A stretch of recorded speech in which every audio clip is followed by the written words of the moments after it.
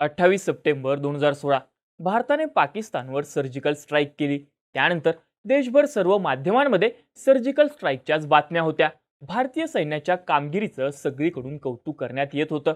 हे सगळं सुरू असताना 29 सप्टेंबरला एक बातमी आली. भारतीय जवान पाकिस्तानच्या ताब्यात सापडल्याची. एकीकडे सर्जिकल स्ट्राईकचा आनंद तर दुसरीकडे भारतीय जवान पाकिस्तानच्या ताब्यात, अशी परिस्थिती त्यावेळी होती.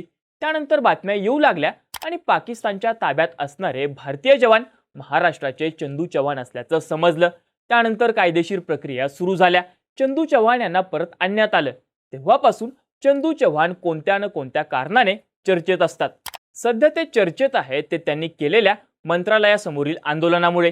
बुधवारी 1 जानेवारीला चंदू चव्हाण यांनी बायको आणि मुलासह मुंबईमध्ये आंदोलन केलं.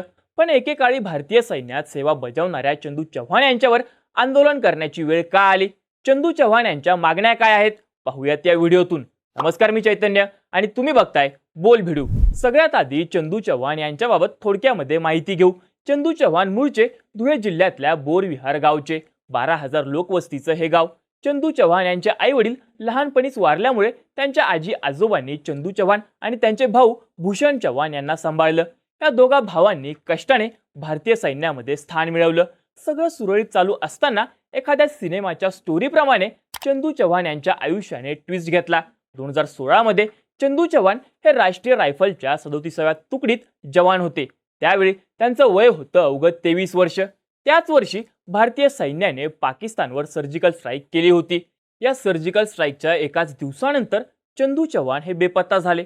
सुरुवातीला त्यांच्यासोबत नक्की काय घडले याबाबत कुणालाही कल्पना नव्हती. एकीकडे देशभरात सर्जिकल स्ट्राईकच्या बातम्या चालू होत्या, तर दुसरीकडे गुजरातमध्ये तैनात असलेल्या चंदू चव्हाण यांचे भाऊ भूषण यांना चंदू बेपत्ता असल्याचा फोन गेला. या फोन नंतर तासाभरातच पाकिस्तानच्या सैन्याने एक भारतीय जवानाला ताब्यात घेतल्याची माहिती इंटरनेटवर दिली. पाकिस्तानच्या संयुक्त राष्ट्र संघातील प्रतिनिधी डॉक्टर मलिहा लोढा यांनी या बातमीला दुजोरा दिला. भारतीय सैनिक नियंत्रण रेषा ओलांडताना पाकिस्तानच्या ताब्यात असल्याचा दावा त्यांनी केला. मात्र माध्यमांमध्ये उलटसुलट बातम्या येत होत्या. डॉन या पाकिस्तानमधल्या वृत्तपत्राने एक बातमी केली. त्यात भारतीय सैनिकाने जाणून बुजून नियंत्रण रेषा ओलांडल्याचं म्हटलं होतं. काहींच्या मते चंदू सीमेवर तैनात असताना वाट चुकले, तर काहींच्या मते सीमेवर पाकिस्तानी सैन्याबरोबर झालेल्या चकमकीनंतर चंदू यांना ताब्यात घेण्यात आलं. तर पाकिस्तानातल्याच एका वृत्तपत्राने दिलेल्या माहितीनुसार चंदू चेकपोस्ट सोडून पळाले होते आणि एकटेच नियंत्रण रेषा ओलांडून आले, अशी बातमी दिली होती. मात्र इकडे धुळ्यात असणाऱ्या चंदू यांच्या परिवारासाठी आणि गावकऱ्यांसाठी ही बातमी धक्कादायक होती. चंदू यांची आई गेल्यानंतर त्यांना सांभाळणाऱ्या आजीला आपला नातू पाकिस्तानच्या ताब्यात गेलाय हे सहनच झालं नाही. ही बातमी कळताच त्यांना हार्ट अटॅक आला आणि त्यांचं निधन झालं. मात्र त्यांचा भाऊ आणि आजोबा यांनी पाकिस्तानच्या ताब्यात असले तरी जिवंत आहेत या आशेवर चंदू यांना वाचवण्यासाठी जीवाचं रान केलं. त्यावेळचे धुळ्याचे खासदार आणि केंद्रीय संरक्षण राज्यमंत्री सुभाष भामरे यांच्याकडे त्यांनी मदत मागितली. भामरेंनी देखील हे प्रकरण उचलून धरलं. चंदू चव्हाण हे चुकून भारताची सीमा पार करून पाकिस्तानमध्ये गेल्याचं भारताकडून सातत्याने सांगण्यात आलं. दोन्ही देशांच्या डीजीएमओ अर्थात director general of military operation यांच्यामध्ये जवळपास 15 ते 20 वेळा चर्चा झाली आणि अखेर भारताला पाकिस्तानला ही गोष्ट पटवून देण्यात यश आलं आणि पाकिस्तानने चंदू चव्हाण यांची सुटका करणार असल्याचं जाहीर केलं. जानेवारी 2017 मध्ये चंदू चव्हाण यांना परत आणण्यात यश आलं. पण भारतात परत आल्यावर चंदू चव्हाण यांच्या संघर्षाचं दुसरं पर्व सुरू झालं. ते जवळपास 3 महिने 21 दिवस पाकिस्तानच्या सैन्याच्या ताब्यात होते. भारतात परतल्यावर त्यांच्या हाताचं बोट मोडलेलं होतं आणि त्यांना आधार घेतल्याशिवाय चालताही येत नव्हतं. माझा जीव घ्या असं आपण तिथल्या अधिकाऱ्यांना सांगत होतो, असं भारतात परतल्यावर चंदू चव्हाण यांनी सांगितलं. चंदू चव्हाण यांना पाकिस्तानमधून परत आल्यानंतर सुट्टी देण्यात आली होती आणि या सुट्टीनंतर वेळ होती कोर्ट मार्शलची. 29 सप्टेंबरच्या संध्याकाळी आपलं सैन्यातल्या एका वरिष्ठ अधिकाऱ्याशी भांडण झालं आणि त्या रागात आपण चौकी सोडून गेलो. जाताना भरकटलो आणि पाकिस्तानी लष्करानं पकडल्यानंतर नियंत्रण रेषा ओलांडल्याचं आपल्याला कळलं, असं चंदू यांनी सांगितलं.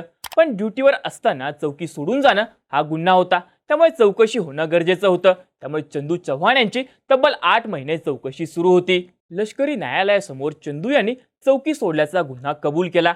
त्याबद्दल त्यांना 2 महिन्यांच्या कारावासाची शिक्षा झाली.